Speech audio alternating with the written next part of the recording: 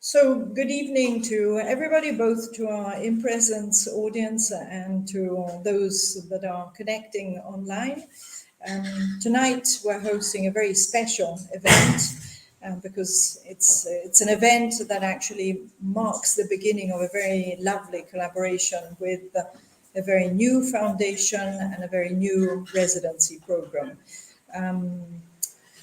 A while ago, Betty Woodman, who was a fantastic artist that I know everybody has heard of, died, and her son Charles, in order to honor the memory of both of his parents, both of them were wonderful artists, decided that he wanted to use the beautiful house that they had in Antella, or just outside Antella, with a fantastic view over Florence, to host artists. And so very kindly he connected with us, and we were part of many brainstorming conversations with him to understand better what he wanted to do and how to do it in a problematic country such as Italy.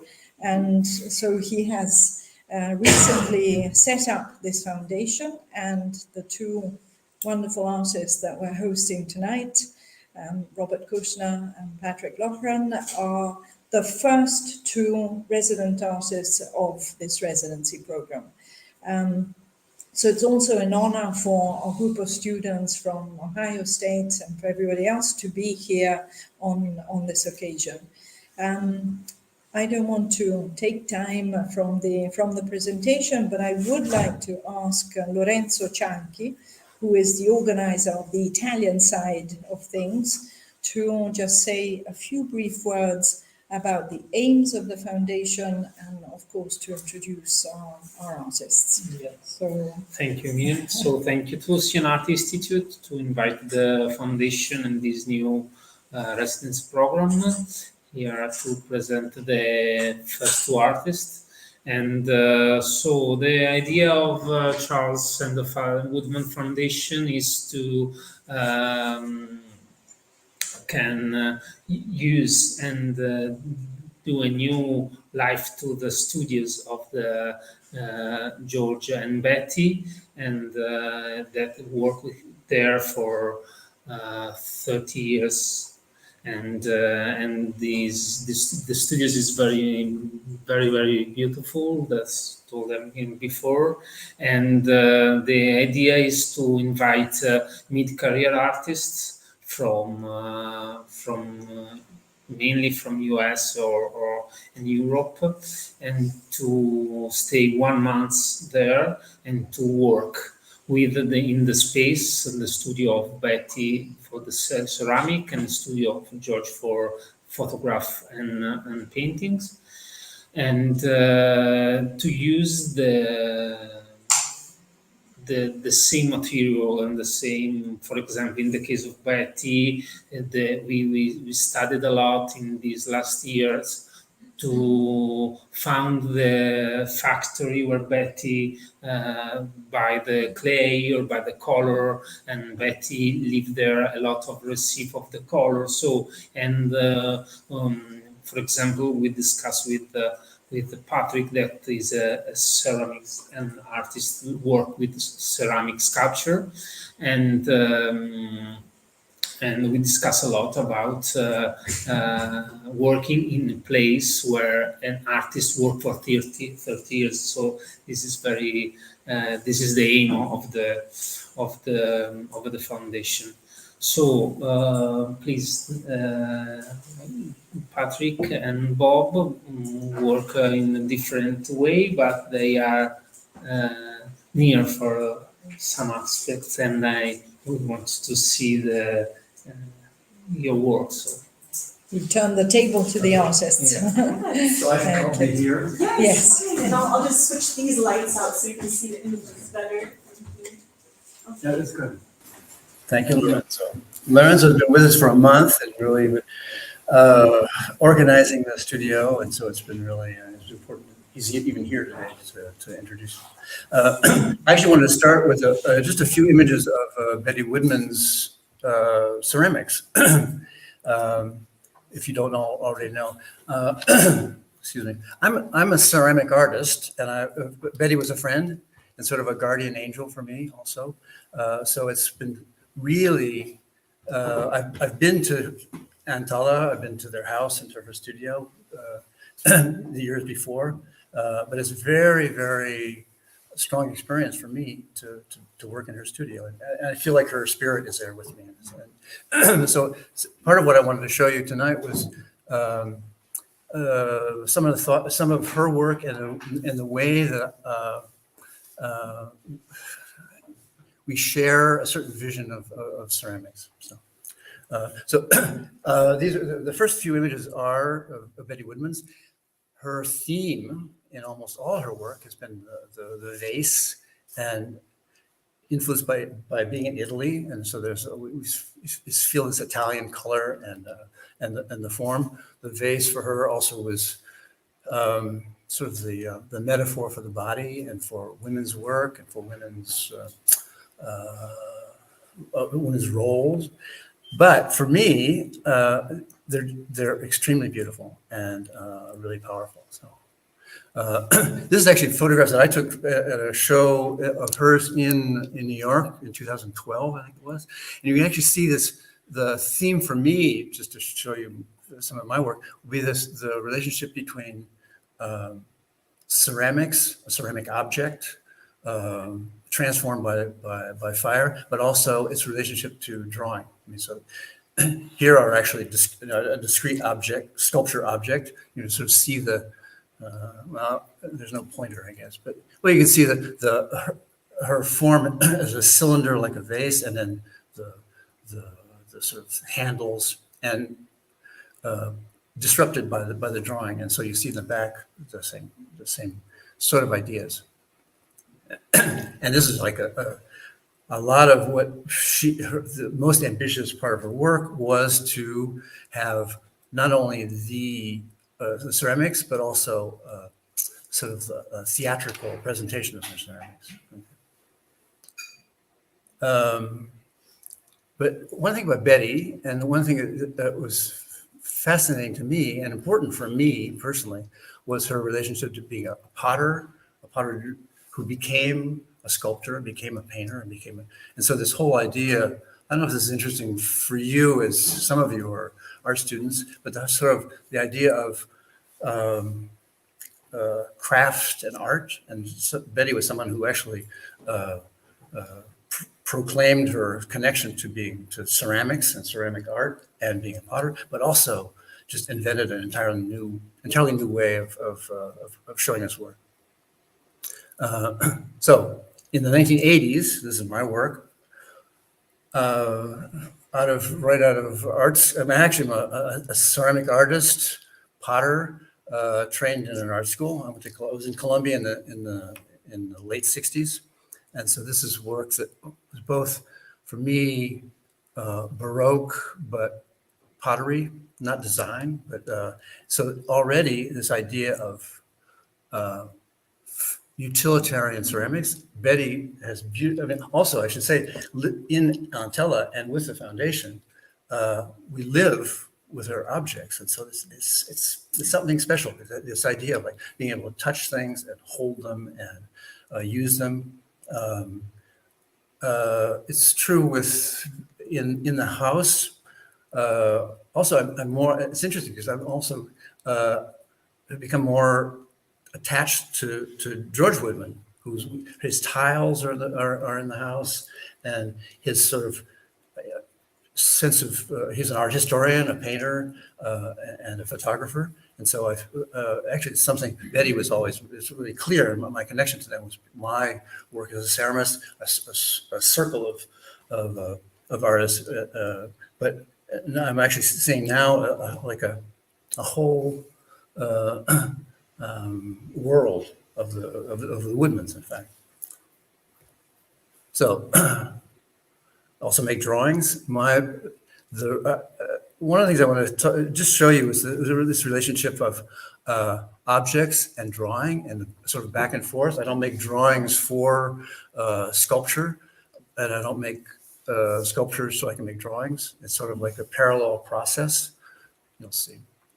I do still, from time to time, make painted plates. This whole idea of like starting with a drawing, and as you see, it's taken, I don't know, maybe 50 years for the drawing to become sculpture. And I've been at several residencies. So the porcelain plates in the middle are in the front. I made in Germany in a porcelain factory. So there's residencies have helped me from time to time. I know that this one will give me a lot. Over the next period. All the drawings and the photographs and actually the work. I'm not going to show you what I've done there, but it's thinking about some of these questions.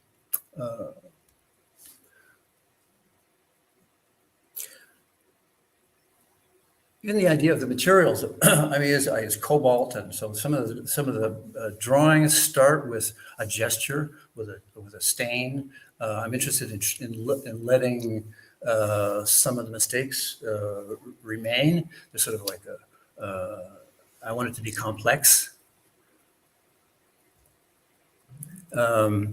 In the late 80s, this idea of having a drawing or a decorated plate became, these are about 60 centimeters, so they're actually fairly big.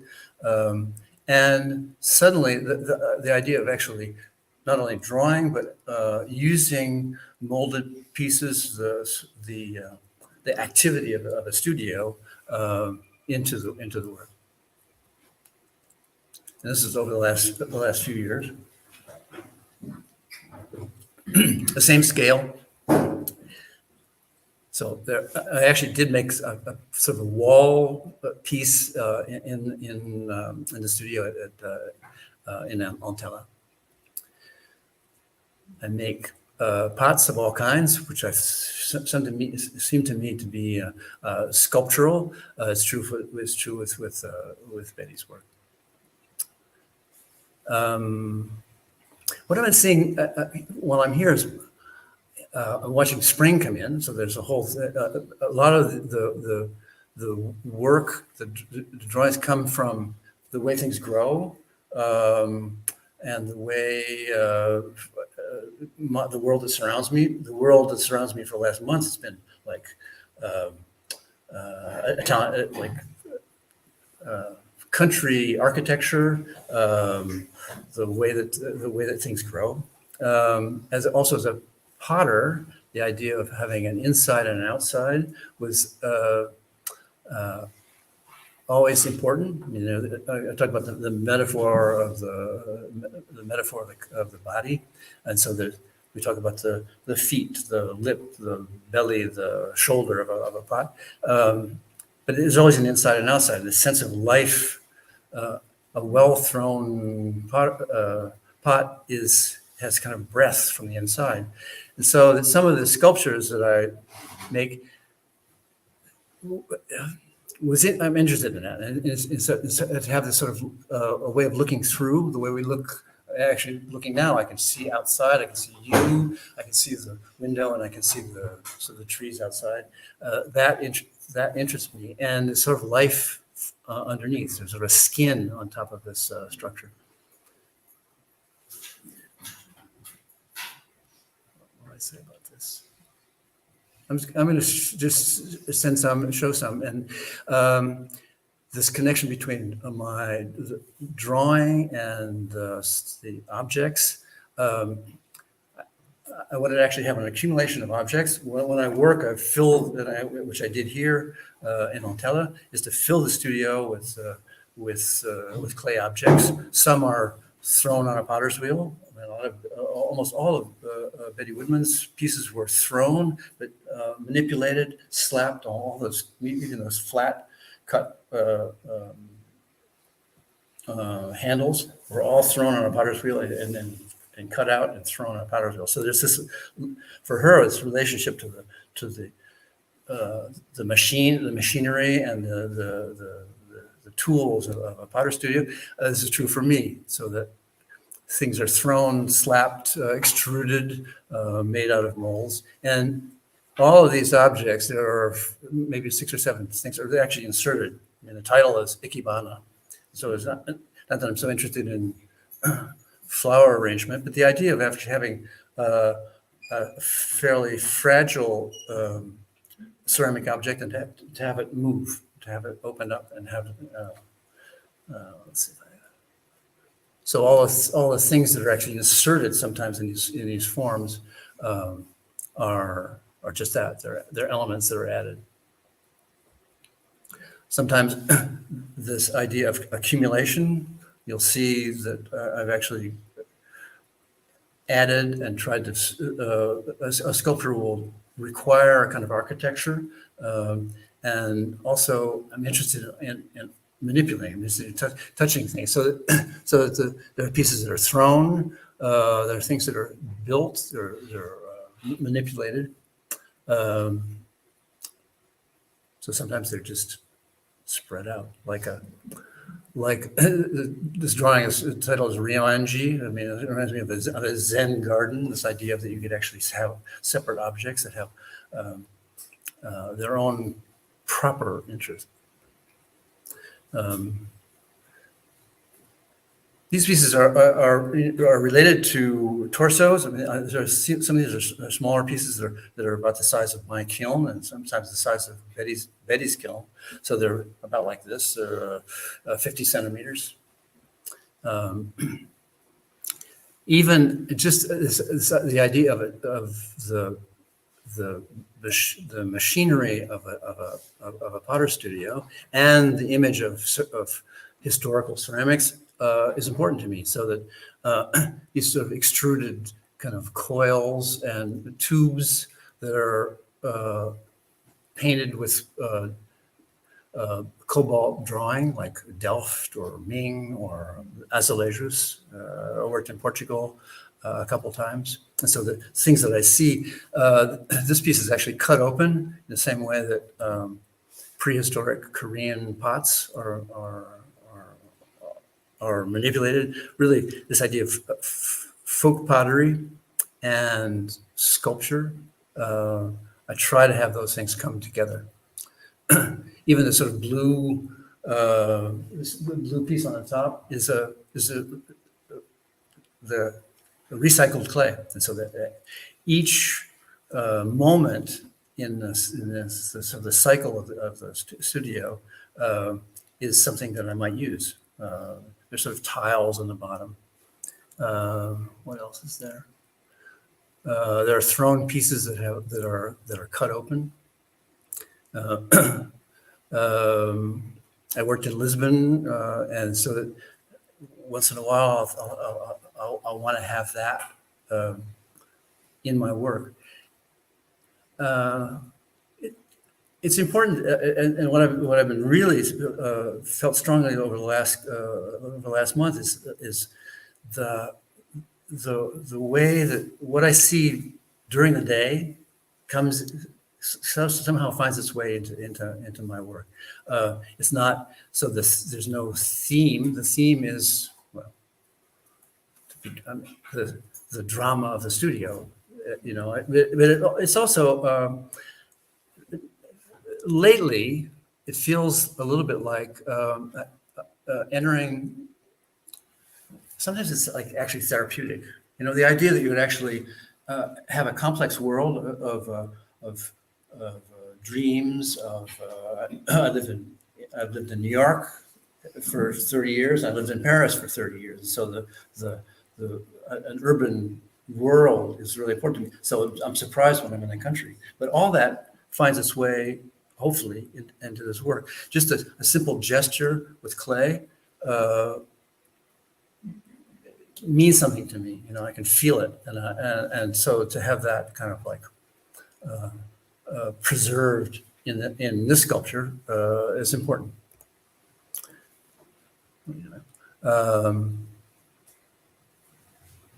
again,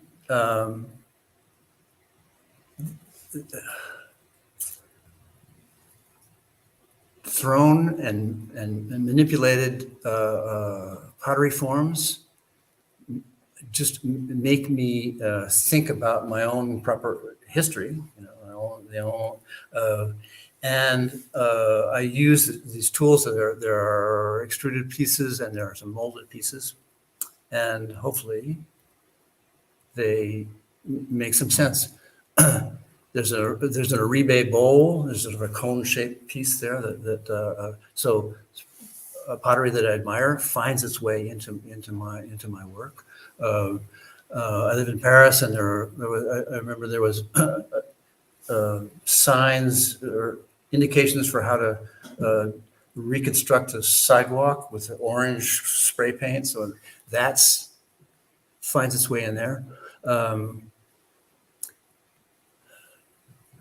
There's marbleized clay in there. What else? Should I show a drawing? In the same way that I would start with just a bunch of forms, how do you start? And how do I start make a sculpture object? Maybe in this case, it was sort of like a table, or like a table. But then all that would be improvised. And so that for this drawing, I sort of remember that I started with a sort of a wash of cobalt, like I would on one of the sculptures, and then it has its own life and its own demands. And finally, I want to be surprised. You can only make one drawing, and so.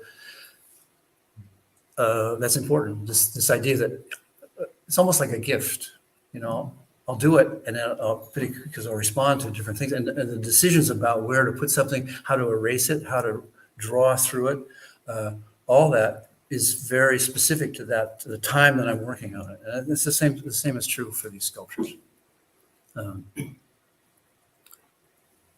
Again, the process of a ceramic studio with on the right there's sort of a celadon green form that came from my work in a factory in Germany. There's some pieces that are thrown. There's pieces that are extruded, and the beauty and the surprise also of ceramic work is that it has to go through the trial by fire, and so that the surprise often happens with the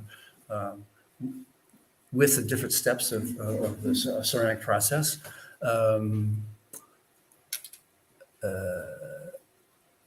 I think as I get older, I start to make like glazes that are more wrinkling and sort of crusty, so that all that stuff is still in there. Cobalt and gold. Actually, I'll use lusters. I'll see if I can find them.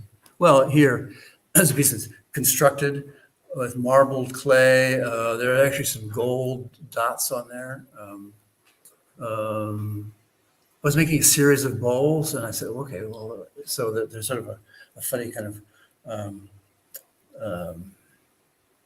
stacked infinite column, and then it was too empty. It was too much like a pot, so I filled it with marbles. I mean, I've actually shown this piece, and someone wanted to take one away. They're all glazed together.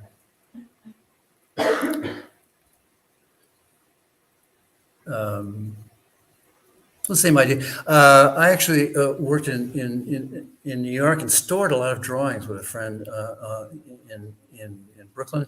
And one year he said, I'm organizing my studio. You got to get rid of these things. So I took back all my drawings that I'd made, these charcoal drawings that I'd made in the early 80s. And so I had them in my studio in Paris.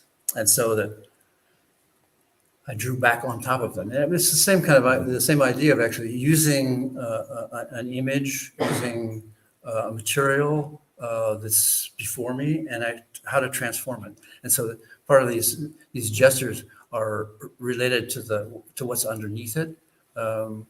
but also a collection of, I don't know, I think they're images that come from photographs and they come from my sketchbooks and my travels. So those are all important sources. So both the idea of having these almost metallic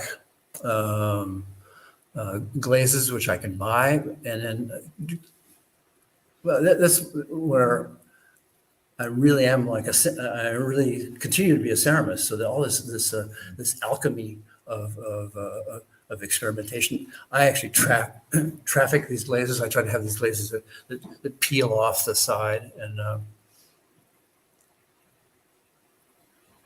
I'll ask you. You can ask me questions about this later.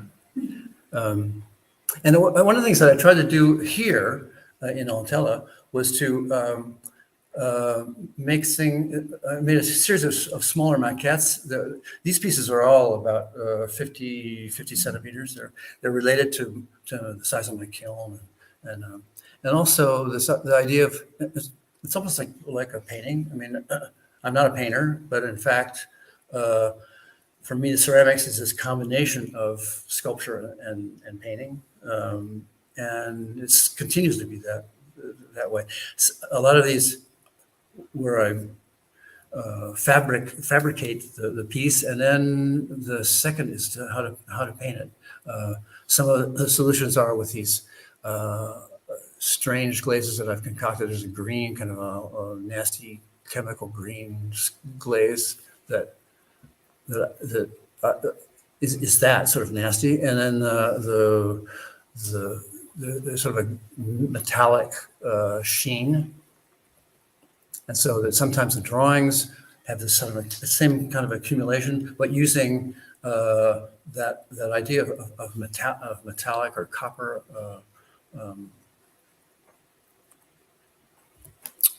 This would be called Scout's Honor, because there's a piece in it because it's like that. And different colors of clay. There's dark clay and white clay and black clay, and there's drawing. This is the idea of having a drawing, this blue spot. I don't know, I was going to get the point. Like this. Oops.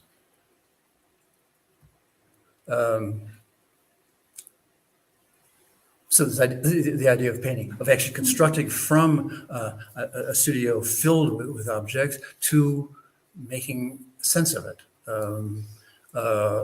Architectural sense, there's sort of sometimes it's sort of an erotic architecture. I mean, there's that, there's really the body, there's a way of touching and manipulating the clay. This piece is called Sans Abri, Homeless. In a piece like this, there's sort of a faience, a majolica pot that has a white glaze on it that I'm using here in Altella with a gold rim that's squashed. There's the fake drips from glazes, which have actually sculpted the glaze. There's sort of a pile of rocks. Homeless because in Paris, the authorities put huge boulders in places where homeless camps are, and so that I see that every day, and so somehow it wound up. It was a sort of a logical solution to making a landscape and it's like a still life and a landscape at the same time. So that's it. Half hour.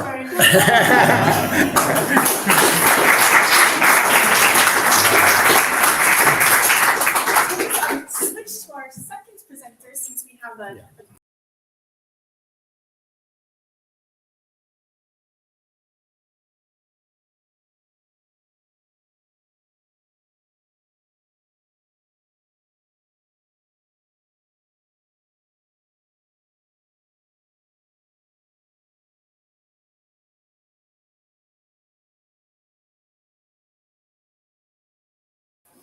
Good evening.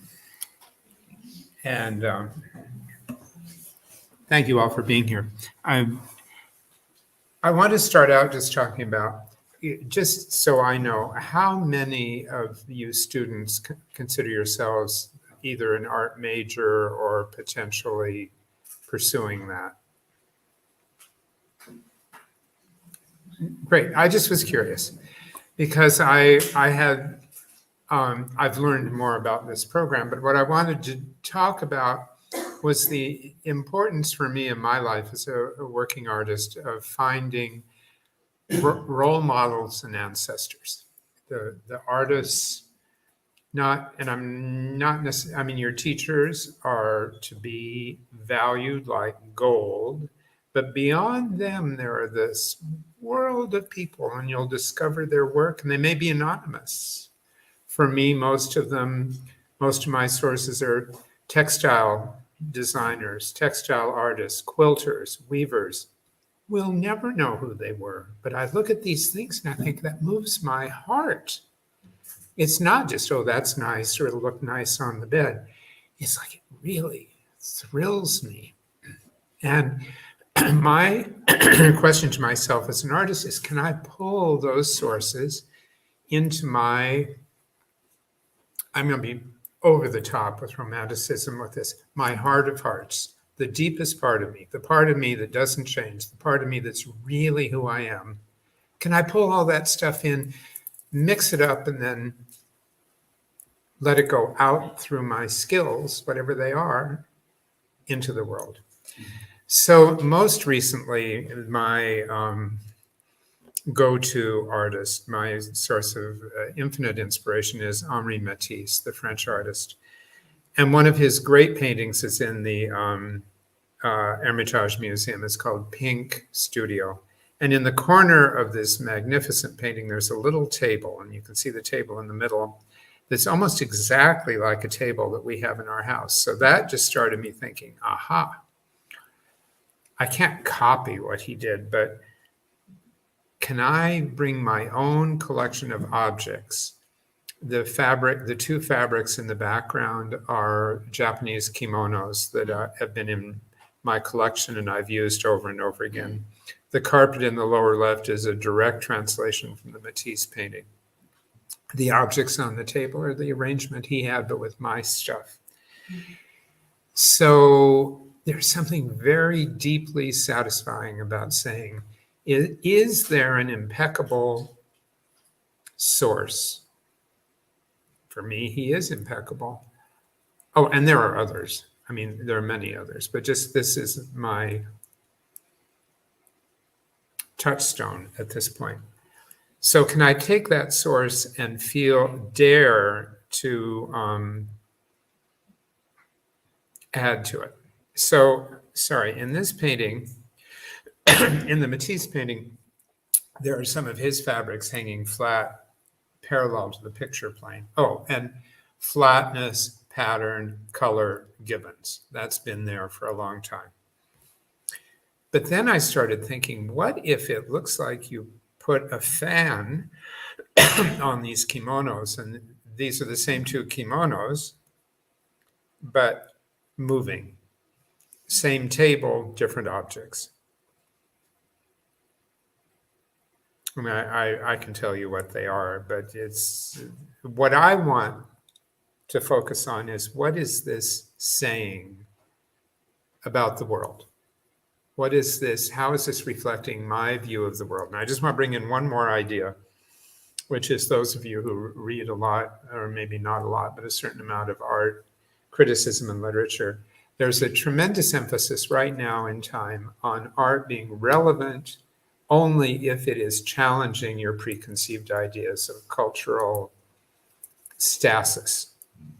And that's fine. But what if art can also give you a refuge, so that you can go to this room, this corner of a pink studio, and just say, I've had it, which I feel a lot of the time that I've had it. You know, for the last month, I've not looked at the news on TV. I've not, and this is big for me. And sometimes I just feel like I'm going to scream, but what if art can just take you somewhere else And I just want to leave that as an idea for those of you who are formulating your idea of how you want to be artists in this world. And those of you who are here for other reasons. About 8 years ago, my 85-year-old cousin Arlene, whom I adore, said, I want to go to Amsterdam and see the tulips before I die. And have any of you, there's a tulip garden outside Amsterdam called Keukenhof, where there are, I believe I looked it up in my memory now, see, I make up this stuff a little bit, but I think they plant 8 million tulips every fall. And we went, and we had the best time. And she took pictures, I took pictures. And then I came back, and last spring, because this was just about a year ago, there was a difficult time for me. And I really thought and rethought what I just said is, can I make art that'll just take me somewhere else? I've got to get out of the concerns that are obsessing me. And so this painting emerged. And you can see in the background that same kimono design repeating itself. I'm not going to go into technicalities, but all of these are a combination of both oil and acrylic, which is fun to play with. And if any of you are painters and want to talk to me later about this, there's lots of ways you can combine them. And so this is a year ago. A little bit, do any of you, this is such a wild card, but do any of you by chance paint flowers? Is there anyone who's ever tried to paint a flower? Yay! They're wonderful. It's been my primary subject matter for many, many decades now. And maybe the queen, there are several queens of this imaginary realm, and camellias really are it for me. And so they don't grow in New York where I live outdoors, but I bought 2 plants and nursed them along and painted them over and over again.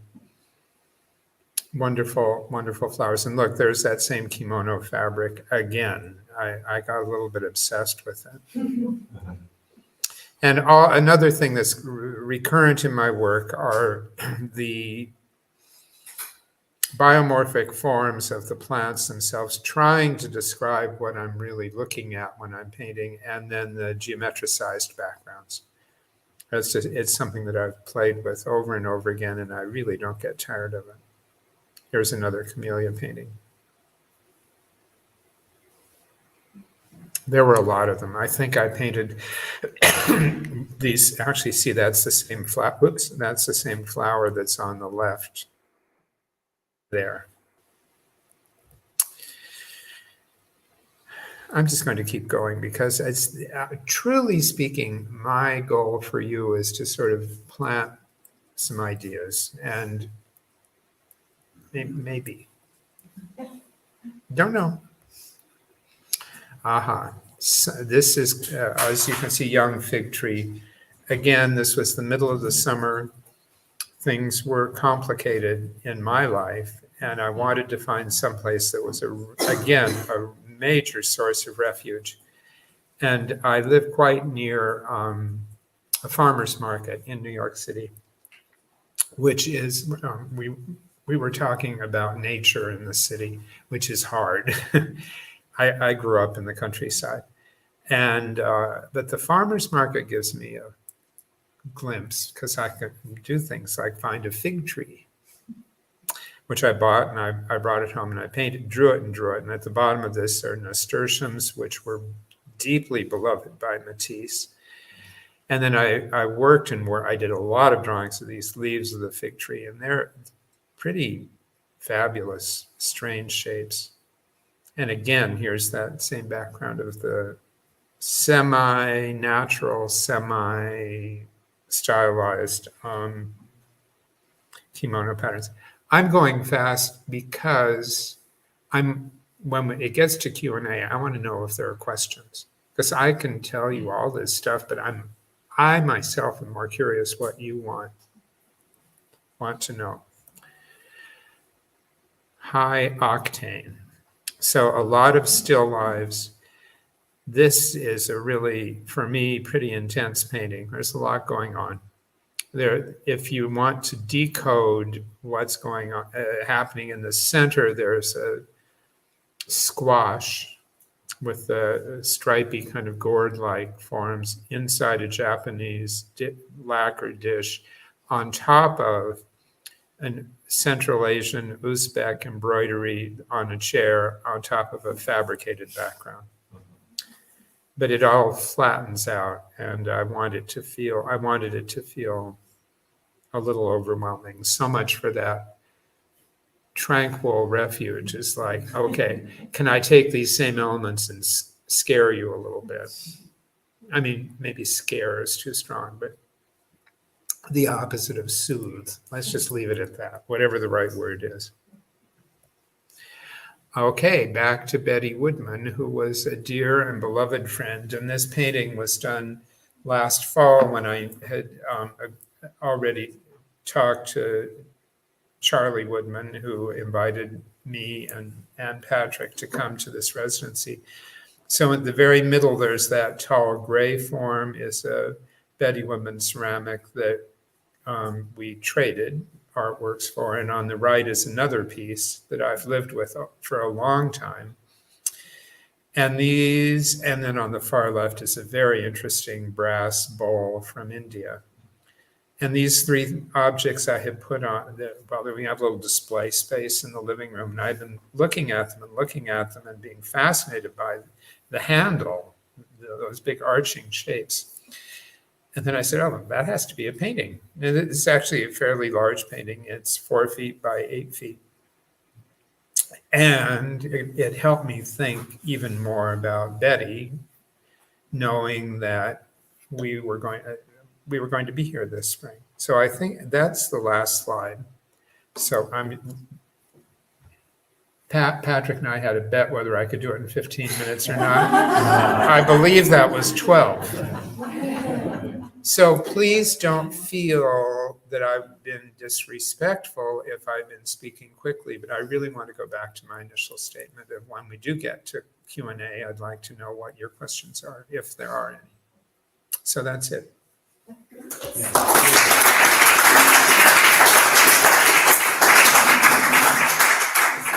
So now you want us both here. So we can just have you both on camera with our online viewers. Great, super. Certainly if there's questions from our in-person audience, just feel free to raise your hand. There was a question that came in from one of our online viewers for Patrick's work. The comment was just saying, you incorporate many textures into your pieces. Do you encourage people to touch or hold the pieces? Encourage it. Well, is that on? I tried to move. Yeah. Yeah, you're both on the screen. Oh, so okay. Yes, no problem. That's a funny question. Yeah, well, I mean, you know, they're dishwashers. You can touch them, and but yeah, I do.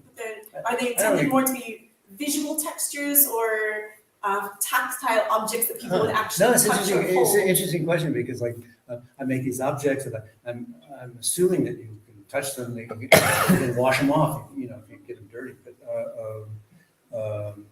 yeah, so what in fact they're related to utilitarian ceramics, you know, a long way from that. But yeah, I actually had at one of these, not one of these that I showed, but I did have a show in a piece in a show at the Museum of Modern Art in Paris, and it was actually, and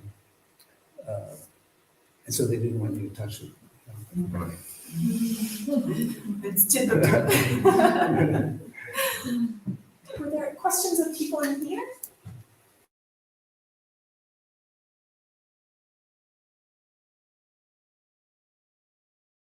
But to follow up from the online question, but I wondered in the photos, you can't really tell, except for the pieces on the floor or the one that had its own sort of, called the table form, how they're displayed, because it sort of fades out, the advances on the photo of on the object itself. But in a museum or gallery context, are they on tables, pedestals, or what's the relationship there? No, it's interesting, but in fact, it's a real question for ceramic artists. I make them and I see them all the time in my studio, which they're on tables. I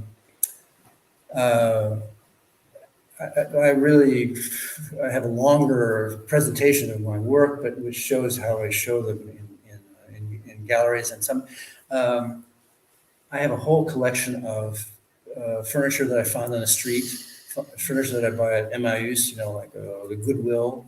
And so the idea of like library tables and sort of odd tables. Sometimes I'll paint them so they're exactly the same color. And I had a show in a ceramic center in La Borne in France. And I worked with a designer who actually was great. He made these sort of big kind of platforms at two different heights. So I had like 4 pieces on a big platform. It was kind of like a Zen garden, you could see it that way. And then there was one long table, a sort of thin table, and so a line of things. I mean, I and a lot of ceramists that I know try to avoid white pedestals because that seems kind of boring.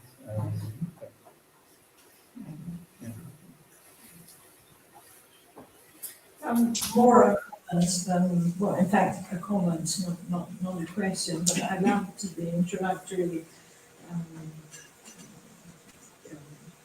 inspiring things that you said right at the beginning about your art. And I absolutely loved and connected with the one with the nasturtium. And it made me very instinctively think of groups of children. So I was wondering whether there was anything else that you could tell us about that particular. I'll just repeat the question because I think online viewers couldn't hear. No worries. So there was a question about the painting that incorporated patterns that resembled the nasturtium that also resembled children playing. It resonated with me. It just resonated with you. So. I could see groups of small children. Yeah, so the sort of interpretation of groups of small children in that piece, that was the question. Not really, but it doesn't happen to be the case. I'm always interested in plants that have a short flowering season and are not available at a florist, because I don't, it's very repetitive, and nasturtiums are so interesting to look at. They really, the leaves and the flowers, and they don't look like they belong to each other, but they do. And that growth pattern where they're just clinging along the ground. And the fact that they were so beloved by Matisse. He painted them over and over and over again. So that was this, and the color, that incredible cadmium orange medium, cadmium orange light, actually, which is just so pure. So that's where it came from. A follow-up question for an online viewer saying, for your interest in Matisse, is that somewhat recent or long-standing as an interest for you? One of my professors really pushed Matisse, and it was hard for me, frankly. And then there was a precise moment where I was looking at a Matisse still life in a museum at the Phillips collection in Washington, D.C., where with my hand I took out one color and the whole thing flattened out. And then I took out another one and it flattened out. And I thought, I got it. And as an exercise, I continued to do that with that painting. And at this point, Matisse did some bad paintings, I'm sorry to say, but they're rare. And I'm willing to give him the benefit of the doubt. If I look at a new one, new to me, that I don't get, I think I'm not going to give up until I figure out what he's trying to tell me. And it's not always obvious. Other people in that pantheon, which I had meant to mention earlier, are Pierre Bonnard, who was way up there. What a prince of a painter. Georgia O'Keeffe and her flowers. Redon, Odilon Redon is really important to me right now. And that's what I've been working on at the Woodman Foundation, or Redon-like bouquets that in my hands look like they were made by somebody with clay hands, whereas, he's just so precise. And Asian artists, there's a whole bunch of them that you may or may not know about, but there's a Japanese artist from the late 1700s, Ito Jakuchu, who is unbelievably great, unbelievable. And we've hardly known here. Probably no one in this room knows about Jakuchu. And more. There's more. And all my textile beloveds, my beloved, and mostly women, probably, weavers. So there's a lot that gets mixed up when I like to let my mind just time travel and space travel. Wonderful. Are there questions? Yeah, in the back there. I've been observing these two gentlemen for 2 weeks and cooking for them. And it's been fascinating to watch the process. Patrick picked flowers, actually wildflowers, for Bob when they first got to the foundation, and it's poppy season. Bob taught me how to preserve the poppies by searing the ends of the flowers. And just walking by his studio every day and seeing transformation of each painting every day has been amazing. But I'm going to ask a question to Patrick, who I actually lived with for 40 years. But I find really important the fact that he listens to jazz all day long, and that I'm a musician, so I feel that his improvisations, which are physical, weave their way somehow in the movement of his pieces, and I would be interested in hearing you talk about that. Yeah, it's amazing that. I'm sorry. It's amazing that improvisation is so important for my work. You can sort of see it. I mean, this idea of actually starting with something and then inventing it, being surprised by it. I mean, so maybe that's what improvisation is. It's so surprising that I don't improvise with difficulty in speaking about my work. Yeah, I mean, I do listen to jazz. Well, music, and so there's sort of I don't see it as so much because I'm not a musician, but music is important to me, and so this idea of it's not really an abstract art that I do, but, because for me it seems like it's real. I mean, it resonates with things that I see, but music is abstract, in fact, and that's one of the beauties of it. Well, I live in New York and Paris, and so the color of the city. I live with a clown. She's a professional clown. So the humor and all that kind of action is, seeps into my work and helps me work. Yeah, there was a question here. It was a similar question. I was going to ask you if both have abstract aspects to your work, and I was wondering if it was improvisational or if you had an image in your head that you could try to transform into reality. Yeah, so just for the online viewers, I'll just repeat the question was about if you have a plan already for pieces or how much of it is more improvisations. Yeah. I think the Bible. I'm the polar opposite.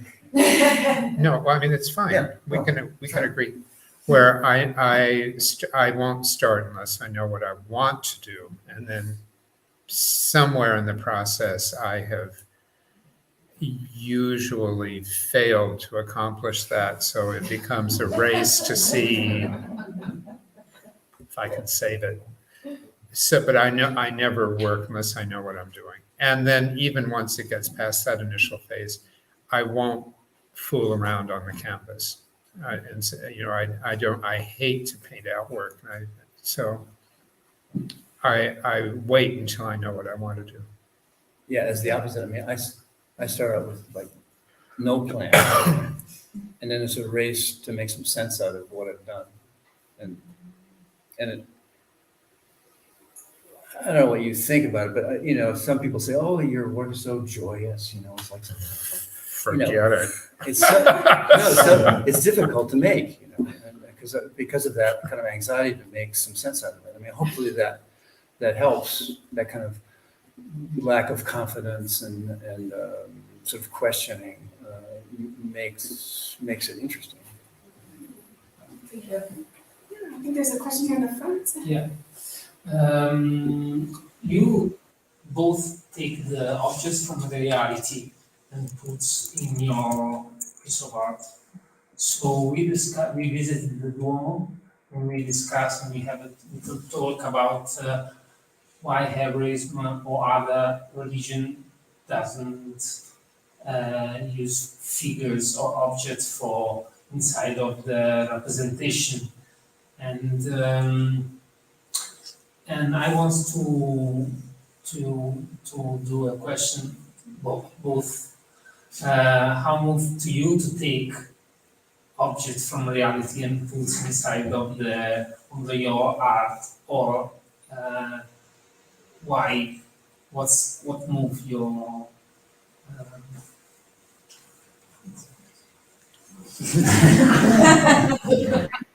That's a tough one. Do you want to repeat the question and give us some time to breathe? But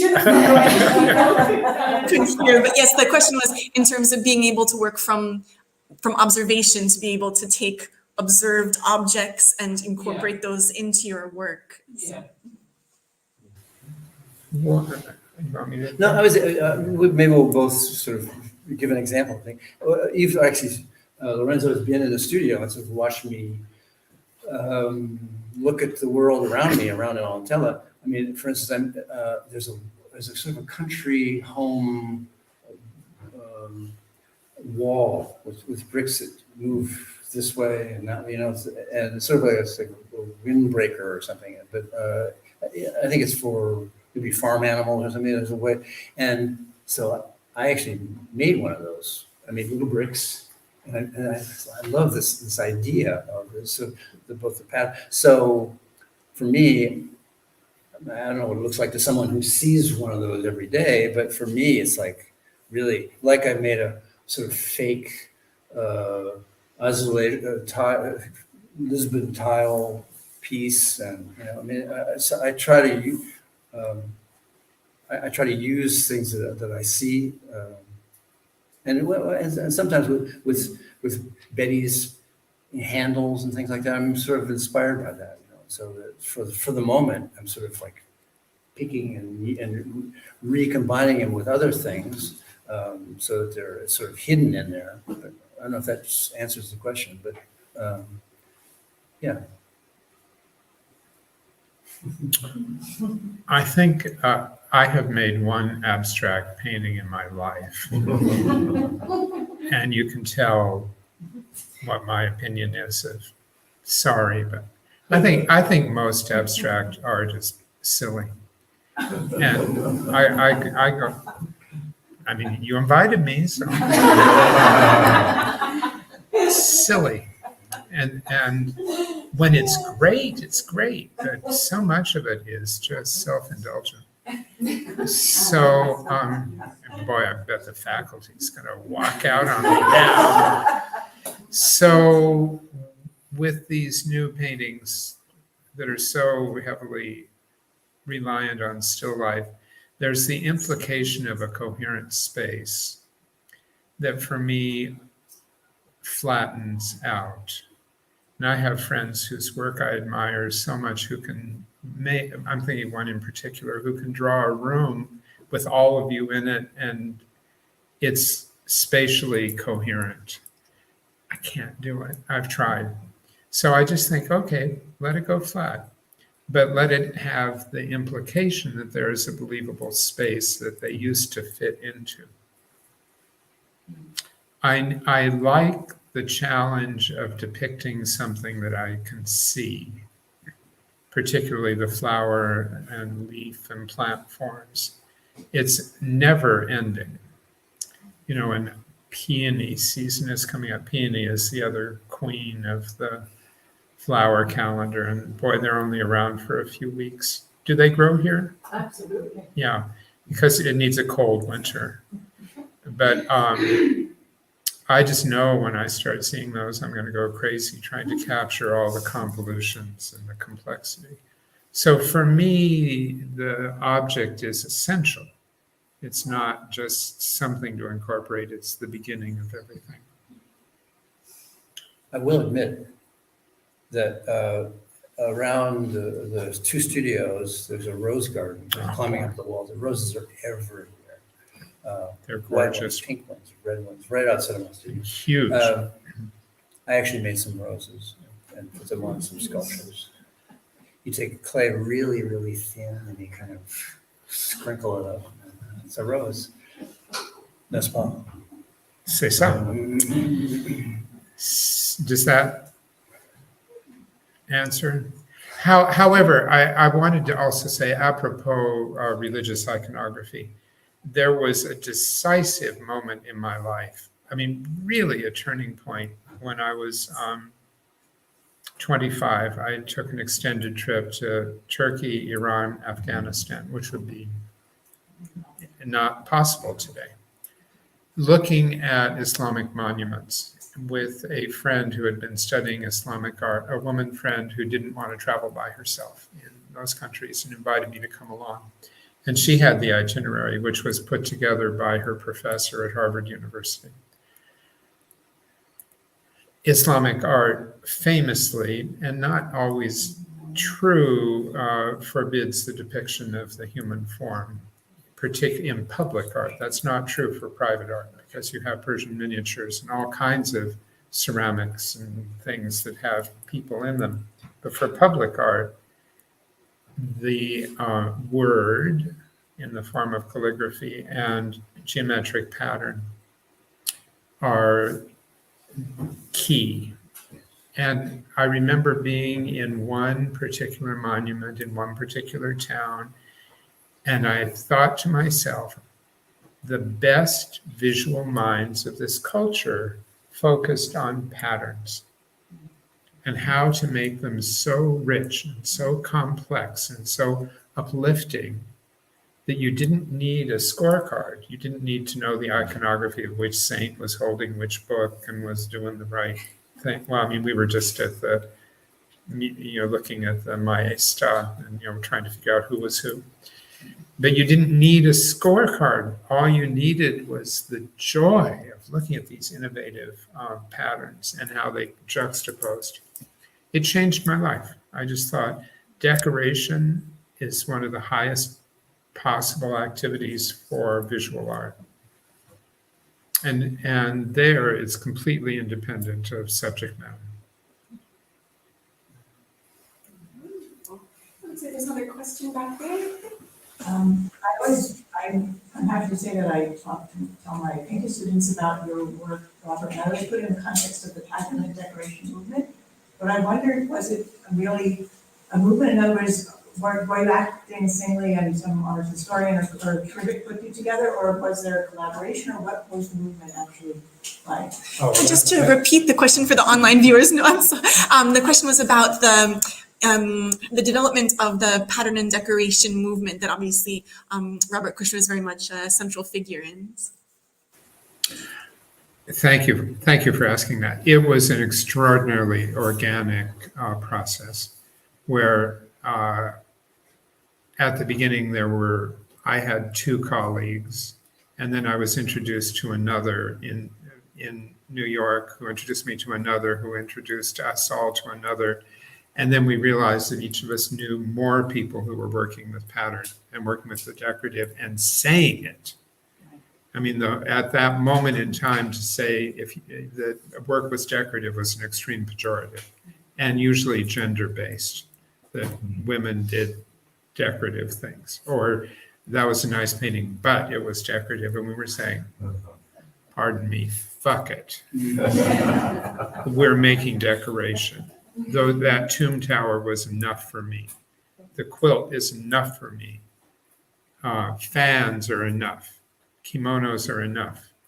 And we were very political. I mean, political in the tiny context of art world, whatever. But we started having meetings. We started doing presentations at public events. Within our group, some people organized exhibitions, and then various dealers started to show the work and promote it as a movement. But it had already, by that time, almost started to break up. But for about 4 or 5 years, there was an excitement of feeling like there was somebody else who's thinking like me. And that was a long time ago. But since then, the decorative has continued to be really important to me, as it has been to almost all the artists in this original core group. So thank you, but I hope that answers your question. It was thrilling. It was a thrilling moment in time. Let's see if there's another question here. Yeah. So in the paintings, I'm really drawn to the plants because I love plants and drawing plants and painting them. But they are like never ending, and it can be not daunting, but there's just a lot going on with them, obviously.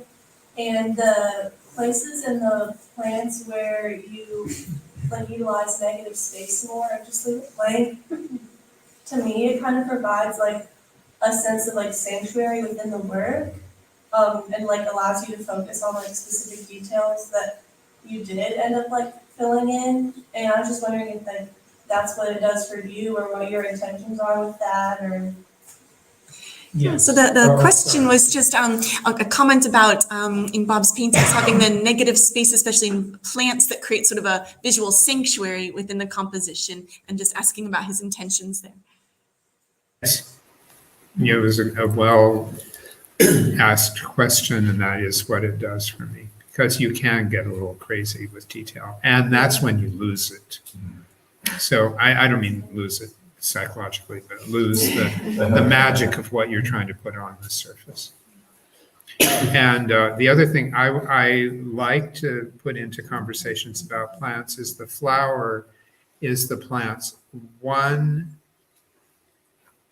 chance at sex. The flower is the reproductive organ of the plant. And if you look at them, they are dirty. So I try for that. You know, I really try to say, I'm painting sex. Kinky, right? So I gave a statement like that once in a lecture, and someone raised their hand and said, "Are fish erotic?" What do you do with that? I said, that depends on what you like. I do paint fish. But with the flower, you really, if you enjoy painting plants, perhaps that will especially go into the mix. Because I boy. really like them too. Yeah. But it's a lot. Yeah, they're hard. They're hard to draw. You have to really stay focused on where you are, which I enjoy doing. Probably should wrap up our conversation for our online viewers, but for our in-person audience, we definitely encourage you to stick around. We can continue the conversation over some refreshments as well. But thank you so much to both of our presenters, to Bob and for Patrick, for joining us.